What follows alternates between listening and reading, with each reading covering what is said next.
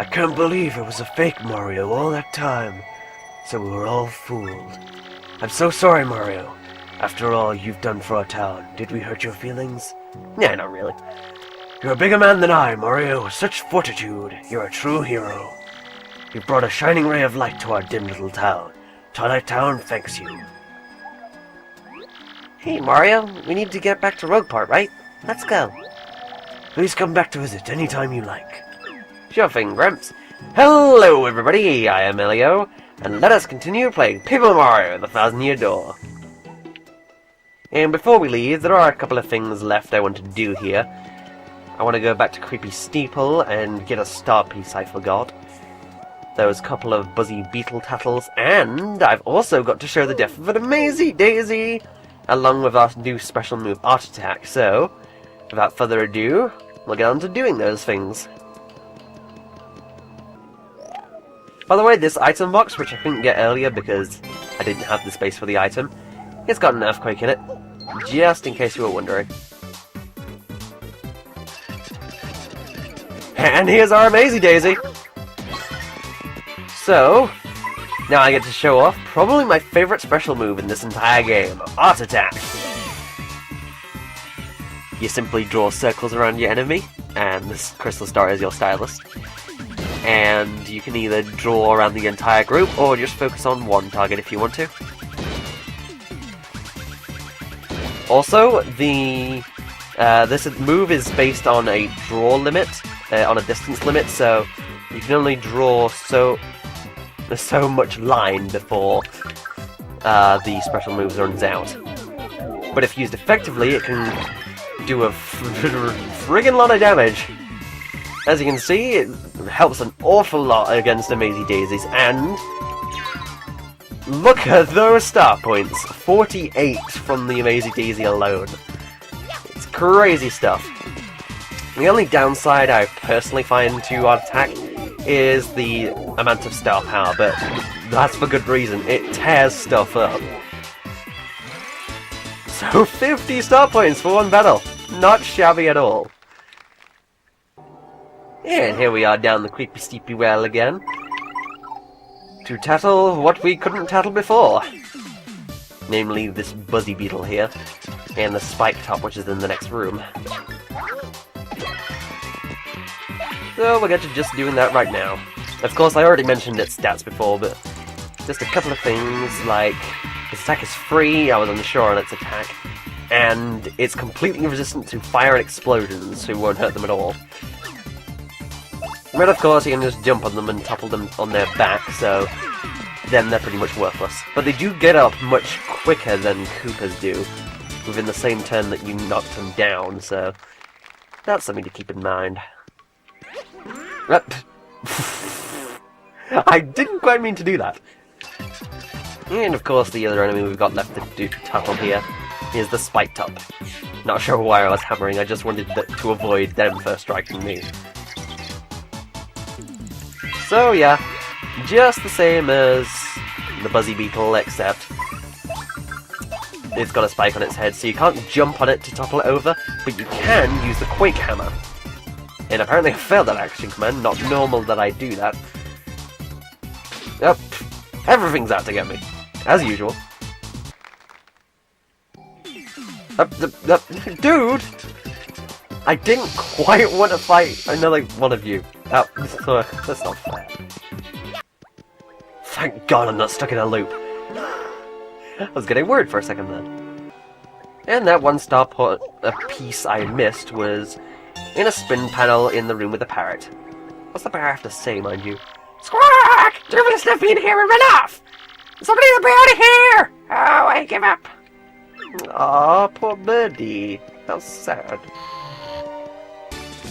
And after one more battle I had here on Twilight Trail, we got ourselves a level up. So, ain't this the question? I'm gonna go for BP. think I'm safe on the other two for now, but I'm probably gonna upgrade either HP or FP next time, depending on situation-dependent stuff. It'll probably be HP, considering what we might gonna be fighting later in the game. And one last thing, behind this tree, right here, is an invisible coin block. Who would have guessed? Would you believe me that if I told you that right after I cut the recording, on the way back I found 2 more Amazy Daisies and killed one of them? Look at my star points if you don't believe me. You know, I was a little concerned about being under-leveled, but now I think I'm kind of over-leveled. Maybe a little. So, back down the Twilight Pipe and back to good old Rogueport. Through the door. And mail call. Hey Mario, you hear that? Sounds like an email from Princess Peach. Sure does. Sorry, I'm just listening to the jingle. My dear Mario, I finally learned what the legendary treasure is. It is the spirit of a demon. The X-Mods plan to revive this 1,000-year-old monster and use its power to take over the world. They're collecting the crystal stars so they can open the 1,000-year door. They'll find this demon's spirit. But the only thing that can keep it locked away is the crystal stars themselves. You must not let them get the crystal stars. Please, Mario, you must put a stop to their horrible plans. Princess Peach. An ancient demon spirit? Jeepers creepers. Doesn't get much worse than that. Well, you never know. Why does Jeepers creepers sound like a Scooby-Doo catchphrase to me? You always like Jeepers creepers were being chased by the demon. I don't know. So, now I could pretty much just head to the 1,000-year door and find out where our next crystal star is. But first, there's a few things I've got to do along the way. First of which being here, in this house with, I believe that older brother's a studyholic while his younger brother's concerned for him. Not entirely sure how I know that, but roll up into a tube and go through the gap here, and you end up in the back alley where there's a shine sprite. Very nice. And to get out, you simply roll into a tube again and go through this hole, and end up in this guy's wardrobe. Sir, your house is very pink. What do you have to say anyway? Another day dwindles away while I loaf in bed doing nothing. Oh well, I sold so much stuff at internet auctions that I'm richer than ever. Getting with the times, I'm sure standing on the bed is very hygienic there.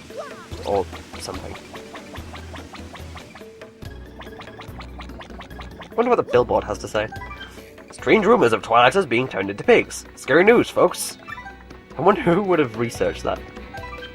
And in the graffiti corner, I like the dark space behind this message board. Maybe I'll hang out here more often. Darkly. Of course. And now here in the Merlin character's house, never took the time to remember his name properly, we're here to upgrade Vivian. Shazibby! Shazooby! You know, I kind of do his voice similar to the narrator's. Maybe he is the narrator. Dun, dun. By the way, since I don't think I've mentioned it before, I actually upgraded Yoshi just before we started Chapter 4 off screen. Don't know why I haven't mentioned that until now, but now you know. And now for a Shine Sprite, which actually slipped my mind earlier. You could get this right after you've done Chapter 3 and got Yoshi, but it slipped my mind. Get a slip between the gaps in between houses. The gap between two houses. Then hover over the gap with Yoshi, and there's a Shine Sprite there if you want a crate there, on the crates. Again, not sure how that slipped my mind, but it did. Also, if you get out Flurry here, there's a nice little secret. If you blow at the wall, there's a cover which is not obvious at all, but it's there, and it's got a nice little secret. You head in, and you see who's running the Trouble Center. Whoa, what's the meaning of this? You found my secret way in? Dang. Look, a lot of, shall we say, sketchy requests get submitted here, so don't tell anyone that we're the ones running the Trouble Center, okay? Haha, I'm going to tell everyone. No, no. Why would they be worried about it anyway? Guess the Piantas? I don't know. By the way, I am aware of a trouble you can do right now, which is unlocked after you do Chapter 4. Those of you who played this game before know what I'm talking about. And I'm not going to do that right now, I'm actually going to do it after the next chapter. and I'm going to do it along with another side quest, which is unlocked after this the next chapter. So that's why I'm not doing it now. I'm saving it to do it along with something else, so I can kill the 2 birds with 1 stone. Also, nice little shortcut here to note. You can now roll under this obstructing pillar here with your tube ability, so you can get to the centre of the underground city, as you like. And here, 1 room below the first one, you can slip through the bars and find a secret passage with spikes. And even though you could get here until, right after chapter 1, you couldn't do anything until now, where you can use Vivian to hide from the spikes so you won't get hurt by them. And no, you can't use Yoshi to speed run through this either. And when you get to the end of the passageway, I thought that was me for a second, you can open this treasure chest and find a badge that I rather like myself. Spike Shield. Haha, the irony. When Mario, make Mario damage proof from when jumping on spiky foes. So yes, when you have it equipped, you can just jump on spiky enemies. Which I must admit is rather nice. And no, you can't just get hit by the spikes and return to the entrance up. Because, as you can see, you'll return back to the chest, which is technically a save point. And now, with all our cleanup done, we're here at the 1,000-year door. So, on the pedestal we go. It is time to show off!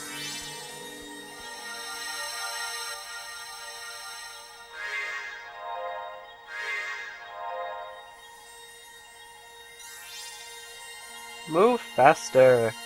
Must admit, the epicness of this cutscene kinda wears off when you show the same long cutscene over and over.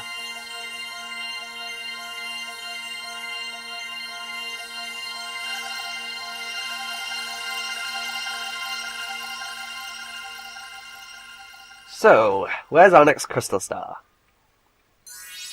Ooh, on the island. Oh, yeah, you created an island on top of the first one.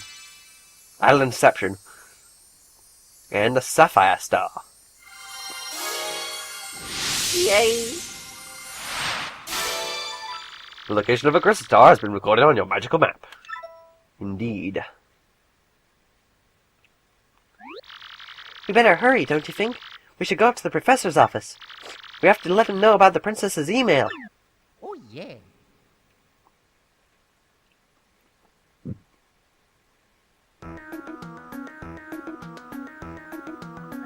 What? Again, what would your reaction be? So that was written in Princess Peach's email? The legendary treasure is actually the spirit of an ancient demon.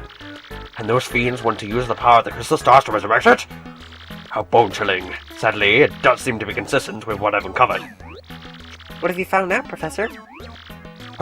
This is rather long, so you'd best listen well. Oh, well, if you're ready, and you there, in front of the TV, or screen, you listen up too. Maybe I'm missing something. Are you talking to no one? Oh, never you mind, don't worry about such trivial details, just listen. The great cataclysm that I read about in that book may well refer to this demon. It says that a monster destroyed a large town that once stood in this very area. It also says that the 7 crystal stars were actually created by this monster, and that this thing used the power of the crystal stars to try and control the world. According to this book, the demon was defeated in the end by 4 heroes, but only the beast's physical form was destroyed. Its spirit could not be eradicated. So the heroes used the crystal stars which they had stolen from the demon, and they cast the evil beast into the depths of a vast maze and sealed the exit. From this, I can gather that the crystal stars cannot distinguish good from evil. If they're all united, they could either seal away or resurrect the demon. It seems that who wields the crystal stars determines whether they are used for good or evil. Kinda like the Triforce in that respect. I guess we ought to consider not collecting the crystal stars then. It would be awful if we found them all, only to have them stolen for evil purposes. Does anyone think it might be just better to destroy them once and for all? That was my first thought too, but further research suggests we can't do that. There's a slight possibility that the 1,000-year door is weakening. It seems the crystal stars hold the power to seal the beast for 1,000 years. So, once 1,000 years pass, the power to keep the door shut will fail. And unfortunately, this year may be the 1000th year. Bad luck, huh? The fact that those goons won the stars now may be a coincidence, but maybe not. In other words, we must be ready for the demon's return, even if the X-Nauts fail. Oh, I guess we better find the rest of the crystal stars then, huh? Where do we start? According to this map, it appears to be somewhere on Keyhole Key. Keyhole Key? I'm not too familiar with the place, but I've heard countless unsavory rumors. You know, the usual stuff. Vengeful spirits, full of hatred, evil curses, things like that. I'm sure the sea salt's down by the harbor no more.